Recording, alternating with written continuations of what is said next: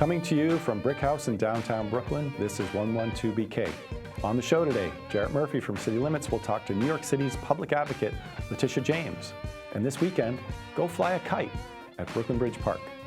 Hi, welcome to the show. I'm Ross Tuttle. Ashley's got the day off. It's May Day. Workers unite. What are we to make of this day? Originally established as a day to demand better working conditions, shorter work days, and a freedom to strike, co-opted by communist regimes, shunned by the U.S. as a day of Soviet propaganda during the Cold War, and since revived here as workers continue to suffer under the yoke of money-hungry capitalists who care more about bottom lines than the well-being of employees. And now, the first May Day since the Republican tax cut went into effect, with its trickle-down delusion. But now there might be a hint of honesty coming from that party from none other than Senator Marco Rubio, once considered an heir to Ronald Reagan, who might be turning in his grave if he hasn't already been turning in his grave for the past dozen months. He fessed up to what many have been saying all along, that the tax plan has done little for American workers. Corporations, yes, with the permanent tax cut to corporate tax rates from 35% to 21%.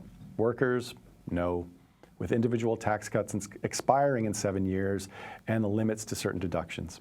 Well, this shouldn't come as a total surprise. Rubio had misgivings before he voted yay, saying the plan went too far to help corporations. But now that it's a fait accompli, he can rail all he wants. But what's he going to do about it?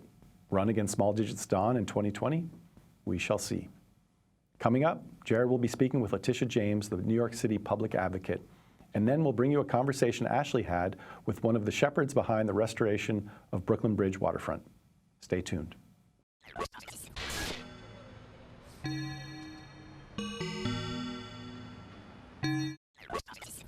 By all accounts, the Office of Public Advocate is unique to New York City. It's a mix of ombudsperson, investigator, legislator, and emergency mayor, and it's supposed to be a check on the power of City Hall. Mainly, it's a role shaped by the person playing it, and since 2014, that person has been Brooklyn's own Letitia James.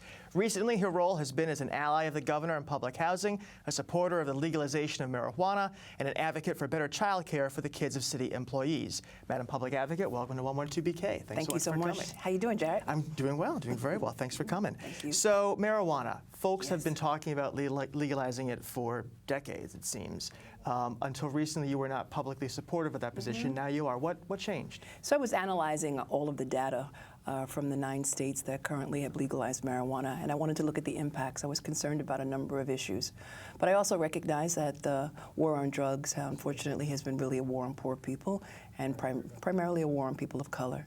And I also recognize that 80% of the arrests in New York State for low levels of possession of marijuana have been people of color, men who are Black and or Latino. And so I'm looking at this through the lens of a social justice activist and someone who is obviously concerned about revenues in the state of New York. And I also know that as we move forward with the governor of the state of New York, analyzing and looking at the data, we've got to get this right. We've got to make sure that the revenues that are generated from the legalization of marijuana are invested in communities that have been devastated by the drug war. And those communities, unfortunately, where they have not received their fair share of funding. In addition to that, we've got to make sure that the businesses, the dispensaries that are open, that there's not artificial barriers that prevent women and people of color from owning and operating a dispensary. And last but not least, we have to look at the whole issue of those individuals who were formerly incarcerated and formerly convicted for low levels of marijuana, making sure that we conceal and or expunge their criminal records. How likely is it that we'll see legalization in this state in the next 3 to 5 years, do you think? Well, I do know that in New Jersey, they're looking at legalizing, and I spoke to the governor of New Jersey, who was just recently elected, and he indicates to me that in New Jersey, in all likelihood, it will be the law of the land in New Jersey by the end of the year, and I'm hoping that in New York State we can do the same. But I do know that Governor Cuomo wants to be deliberate, wants to do a comprehensive analysis of all of the data of all of the states that have currently passed it, and I think, obviously, I support him in his initiative, and there are so many aspects to the legalization of marijuana, and it's very, very complicated. We currently have in New York State, we've legalized medical marijuana, and I just recently cut the ribbon on a medical dispensary on 5th Avenue in Manhattan, And it was really interesting to learn all about the topical lotions and the applications and the fact that it's not your mother's marijuana. I hope so. My mom would miss it if someone took her marijuana. It's totally different. You know, cigarettes are legal but bad for you. Alcohol is legal but obviously causes all kinds of problems. If marijuana is legal and it ends up that more people use it, will that be a good thing? I don't know if necessarily more people will use it. I have not smoked marijuana. And I'm looking at this, again, through the lens of reforming our criminal justice system. The reality is I'm a defense attorney, and I've represented countless number of young individuals in the criminal justice system who are often arrested for low levels of marijuana. They stay in jail one night, and then usually they get released the next day. And those who are convicted, unfortunately, are prohibited from getting jobs, from getting housing, and from getting student loans. So for those individuals who are arrested, who spend the night in jail, it's a waste of complete resources. For those who are convicted, unfortunately, their lives tend to go on a downward spiral because of this conviction, which unfortunately prohibits them from getting a job and or entering into the middle class. So it's economic development. Obviously, we need to invest in communities that have not received their fair share of funding. It's criminal justice reform. We need to reduce the number of individuals who are on Rikers Island for low levels of marijuana, non-violent offenses, and we need to divert those cases from our criminal justice system. And lastly, we need to make sure that young men who make mistakes, young men and women who make mistakes, their lives, they can go on to become successful members of the middle class in the city of New York and the state of New York. Another issue you've been public on recently, and longer than that, is childcare in the city. Yeah. You have a proposal for a pilot program. Talk a little about that. So the pilot program is basically to offer municipal childcare for all workers in the city of New York. We're looking at the cost. We're looking at placement. Obviously, you know that childcare is very expensive in the city. On average, it costs between $15,000 to $20,000 for New Yorkers to get adequate childcare. And so what we want to do is provide childcare for municipal workers in New York City at their work site. And so we are looking, this is a pilot program that we want to analyze. The legislation is currently before the City Council, and I hope that they move the bill. Do you think, and this might be getting a little too far ahead of ourselves, but is this something that eventually would be expanded to people who don't work for the city? I mean, the needs are obviously bigger than the city's workforce. The needs are greater, and as a progressive city, we obviously need to provide for the middle class and for all of those who are struggling to make ends meet. And so if this pilot program works, we should extend it to all New Yorkers and offer them affordable child care in the city of New York, if not free. Recently, a big story in Brooklyn throughout the city has been NYCHA and the concerns expressed by a lot of people, including the governor. The governor's recent emergency declaration imposing an emergency manager over NYCHA. Yeah. There was some question about whether some of the officials who stood with him at that announcement, including you, had a chance to see the order before you supported it. Did you have a chance to read it beforehand? No, I did not have a chance to read the order. However, what I do know is I saw the investment in dollars. And so I'm happy that the governor of the state of New York has stepped forward and put forth millions of dollars to address the capital needs of NYCHA. Right now, their capital needs total to about billions and billions of dollars. The amount of money that the governor and the state of New York is investing as NYCHA is welcome news. $200 million, upwards to $500 million, will go to fix the boilers, to fix the elevators, to fix lead, to fix mold. That is why I was with the governor of the state of New York at his announcement. It's all about resources for residents who total around 500 individuals in the city of New York who, unfortunately, the federal government has walked away from.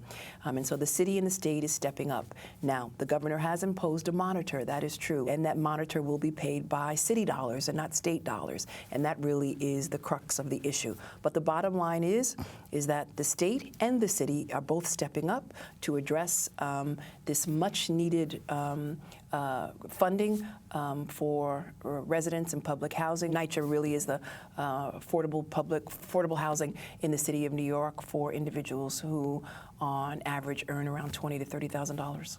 Do you think it's going to fall to the city ultimately to make up for the federal government walking away from public housing? Well, I'm hoping that there'll be a change in our federal government coming soon, and I'm hoping that at some point in time there'll be some more cooperation from the federal government on issues that were once under the jurisdiction of the federal government government such as NYCHA. NYCHA was funded by the federal government. They walked away from it some time ago as a result of this divestment. It's fallen upon the responsibility of the state and the city of New York. Governor Cuomo and Mayor de Blasio have stepped up and provided some much-needed resources. This was the winter of hell for residents of public housing, and residents of public housing, as you know, unfortunately, a lot of their units have mold and have lead, have rodents. They don't have paint jobs. Elevators don't work. They're living in conditions which are horrific, and they pay their rent, and they're citizens of these United States, and they deserve better.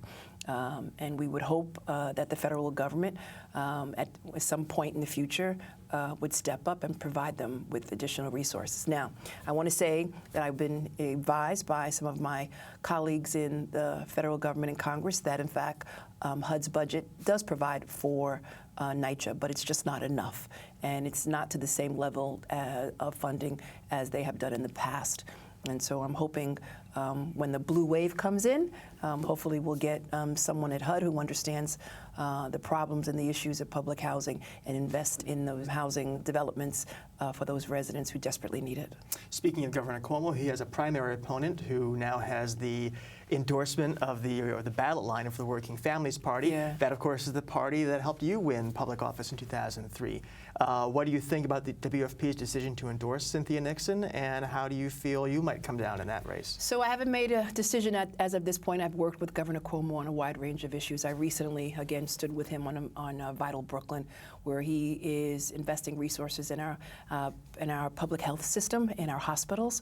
And in addition to that, he's building affordable housing all throughout central Brooklyn in neighborhoods, unfortunately, that have not received their fair share of funding from the state government. 2,000 units of affordable housing for individuals who earn between $20,000 and $30,000. That is welcomed news, and it was an honor and a privilege to introduce the governor at that event. In addition to that, I've worked with the governor on a number of issues, from childcare to NYCHA. And so it's been an honor and a privilege to work with the governor. Saying all of that, I believe democracy, I believe primaries are good for our democracy. And Cynthia Nixon, I know her, obviously, from all that she has done with respect to public education. And so I have not made my decision, but I can tell you thus far that I applaud the work of Governor Cuomo, and I particularly applaud him on behalf of those residents who live on Puerto Rico, which is our 6th borough. He's done a lot to address the needs of the residents of Puerto Rico and those residents who were suffering after a number of storms and hurricanes that we faced here, Irene, et cetera, here in New York City. Speaking of elections, in March, I received an email from Tish 2021 asking us to join you, and you quoted Toni Morrison. You said, a quote from her, "If there's a book you want to read and it hasn't been written, you must write it." So what's the book that you're writing for our next municipal election? The best is yet to come, but right now, my number one focus is on the Office of Public Advocate, standing up on behalf of residents in the city of New York from all walks of life, traveling all throughout the 5 boroughs, speaking to residents about their needs, including those in Queens and parts of Brooklyn who feel that government is not relating to them and government has ignored them. It's really critically important that we all bring everyone together and that we speak with one voice. So to put it another way, how likely are you to run for mayor? I think at this point in time, we, again, are looking day to day at the Office of Public Advocate, and we'll see what the future holds. But I do know that the future looks bright in the city of New York, but I do believe that there is a disconnect in the city of New York, and what we really need to do is focus on delivering services to the residents of New York City. There's no right and wrong way, no Republican or Democratic way to serve individuals and to deal with issues such as potholes, making sure your garbage is picked up, and providing childcare, and making sure that we have reduced classroom size. These are issues that New Yorkers care about, and as a public advocate of the city of New York, my office has been on the forefront of a wide range of issues, and we served every constituency regardless of political affiliation, and that's what more politicians should do. Check your egos at the door and just get the job done. A few minutes left, or a minute and a half or so left. Quick question about the city budget. Yeah. We're in budget season now. You and I have talked before about the city's property tax system and some of the flaws in it.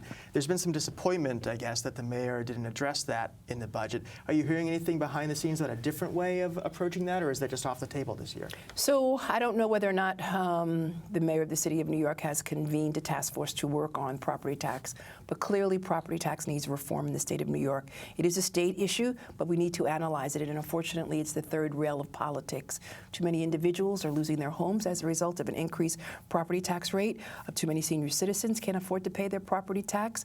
Property tax does not make sense from one block to the next, from one borough to the next, and so we really need to examine property tax for brownstone Brooklyn, for all of the city of New York, for co-ops, for condos, for 1, 2, and 3 family homes. That's what we really need to do, and it's an issue that the mayor of the city of New York has indicated that he would like to do, and I look forward to working with him to put forth some recommendation and submit it to the state legislature for consideration. Public Advocate Letitia James, thanks so much for joining us. Thank you for having me. So thanks again, Jarrett, for coming in. Pleasure. It was a great conversation. So Letitia James was not very committal on who she might pick for governor in the primary, although had a lot of positive things to say about the incumbent Cuomo. It seemed as though if you were to stack up the adjectives, that Cuomo definitely won there, and she's been supportive of him on the NYCHA stuff, on some of the recent economic and social justice work he's done in Brooklyn, and kind of effusive in her praise. So I think, you know, if you're a smart politician as she is, independent of the merits, which I'm sure she'll judge, Cuomo obviously is much more likely to be helpful to her if she does run for mayor in 2021 and he wins. But you know, who knows? It's a long race, and obviously, as I mentioned to her, you know, she's in office because she was on the Working Families Party line and broke through. So who knows? I guess that's something people might not readily appreciate, is that that calculation, not to put a negative spin on it, but thinking about your future and how a governor, if they're successful, and kind of thinking about, okay, who really is going to be the governor, and then who's going to help me attain higher office. And that has to be part of the calculation, I think. You know, it's not necessarily the dominant factor. You know, people do think about merits, people think about even personal animosity. People frequently endorse folks that they know is not their favorite candidate in the race, but it's the smart decision, not just for them, but for their constituents. That's often part of the factoring as well. Okay, well, to move on, there was news, I think, that's just coming out today. It sounds like the State Democratic Committee is going to field a primary candidate to go against Simcha Felder, who is the breakaway, you know, ostensible or nominal Democrat who is caucusing with the Republicans and seemingly holding the key to the state Senate. Yeah, that's fascinating, and you know, I think a lot will come down to which candidate they pick, because Simcha Felder was a councilman before he became state senator. He's won his elections pretty overwhelmingly, as we know. That's an interesting neighborhood, one that outsiders don't always understand. There are divisions in there that we've seen in earlier races. Some of those divisions came out in a city council primary last year. So it really will come down to what name they pick. But that's interesting, and the governor's role in that, and how earnest he'll be at fighting against Simcha, will be fascinating to try to discern. Right, because he's been there for a while, and he's pretty well ensconced in that role, and I think people probably like him holding the lever of power right now. Sure. And may not want to lose that. And last week, Cuomo sent out a very public and very, very long letter to Felder trying to convince him to come back to the Democratic fold. It didn't work. You know, we'll see if Cuomo follows up with some more kind of brickbat operation. Wow. Okay. And then another thing going on in the 11th Congressional District in New York, this primary race that's starting to heat up a little bit. Have you been following this? A little bit, yeah. This is interesting. This is the June 26th federal primary. There's Democrats in the race, but the Republican side is more interesting, as we have incumbent Dan Donovan against former incumbent Michael Grimm, getting very nasty. Grimm's passed and passed in federal prison. Former felon, yeah. Exactly. But now Donovan is fighting this allegation that he stepped in to help the son of his domestic partner, arrested 3 years ago, I think, on a minor heroin charge. Right. And that apparently has been referred to the Congressional Ethics Office. Donovan has suggested very heavily that it was Grimm who did that referral because it's kind of an insider thing to do. Who knows? This is a race that's probably going to get even nastier between now and June 26th, which is a reason why we'd love to have them here at this table. Yes, and Jarrett, that we'll is your put out mandate. a public appeal Right. for either one. The first one to call me is the first one who gets on. Or let's have them on at the same time. Let's have it out. Yeah. All right. Well, Jarrett, thank you again for coming on, as always, and we'll look forward to the next installment. Thank you.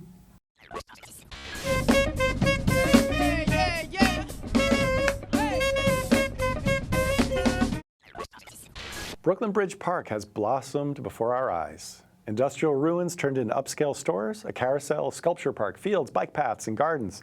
It all started decades ago and was informed by a collective of citizens turned advocates for a space that could be enjoyed by Brooklynites and beyond. They're the Brooklyn Bridge Park Conservancy, and Ashley spoke with the executive director, Nancy Webster, about the history and the future of this transformed space. Here's that conversation. Nancy, tell us about the Conservancy. What is it? What plans do you guys have this summer? What's going on? Look forward. So, first of all, thanks, Ashley, for having me in today I'm so happy to have you. Talk about Brooklyn Bridge Park and the work that the Conservancy does in the park.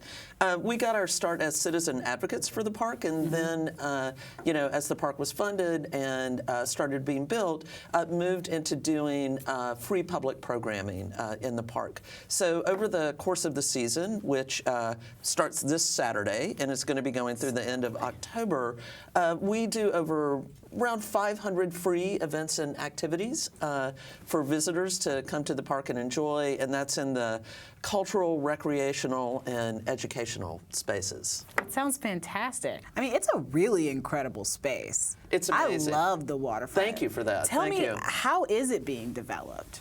Well, as you might know, the park has been being built in stages. The first sections opened in 2010, and by the end of the summer, the park is going to be about 90% complete. Wow! So it's very, very exciting. Especially for those folks who have been involved in the story of Brooklyn Bridge Park for many, many years. Which seems like quite a few people at this point. Yes. And you actually co-authored a book called A History of Brooklyn Bridge Park, How a Community Reclaimed and Transformed New York City's Waterfront, which is a fantastic title, published by Columbia University Press.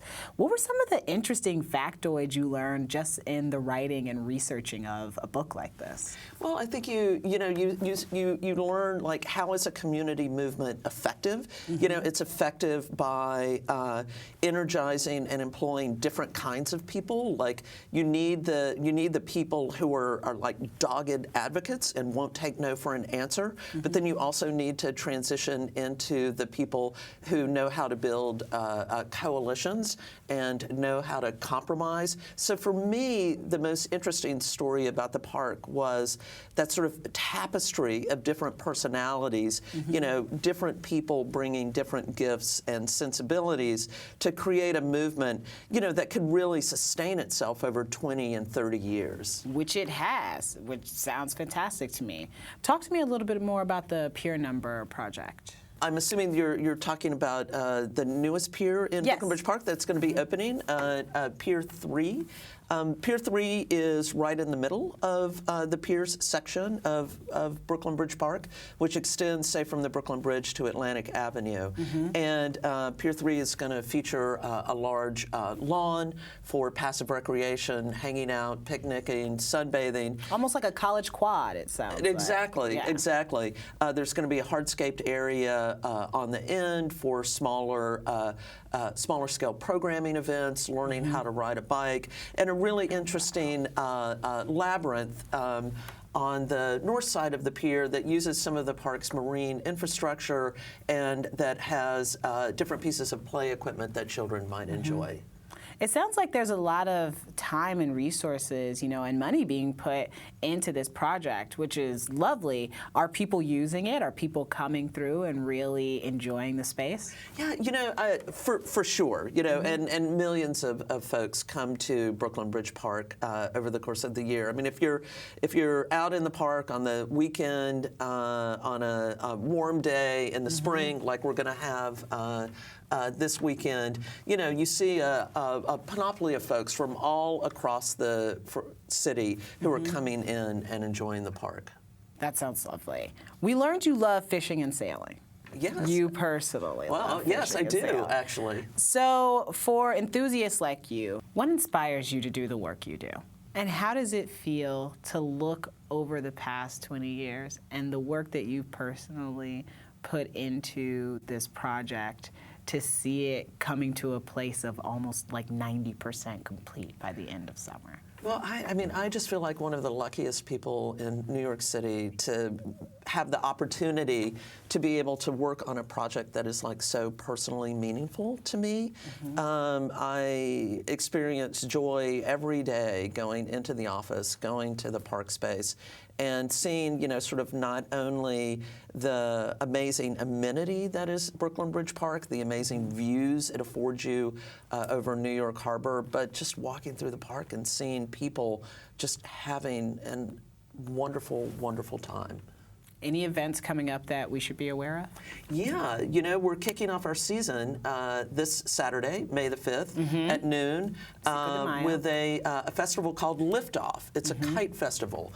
And you know, when we were doing some thinking about how we wanted to kick off our season, you know, we do a lot of environmental education work in the park, and so we focus on the water a lot and teaching kids about the East River and the estuary. We focus on the land of the park a lot, you know, the trees, the plants, the animals, the insects that live on the park. And we decided, you know, let's focus on the air and take a look at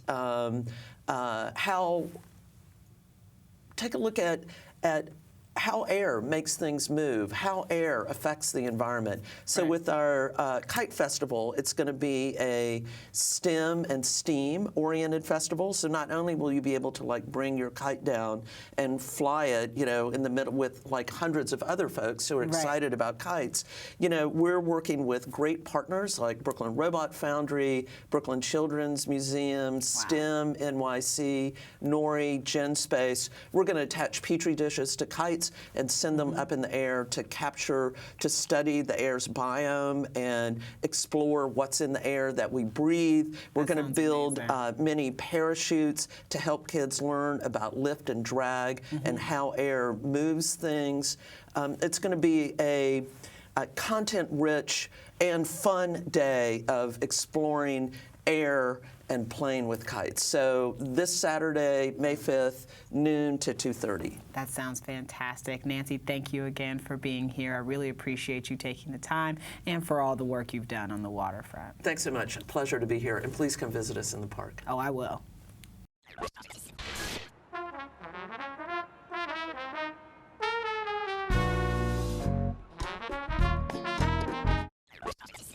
Thanks for joining us today. Ashley will be back tomorrow to speak with a local climate scientist about anthropogenic climate change. That means caused by me and you.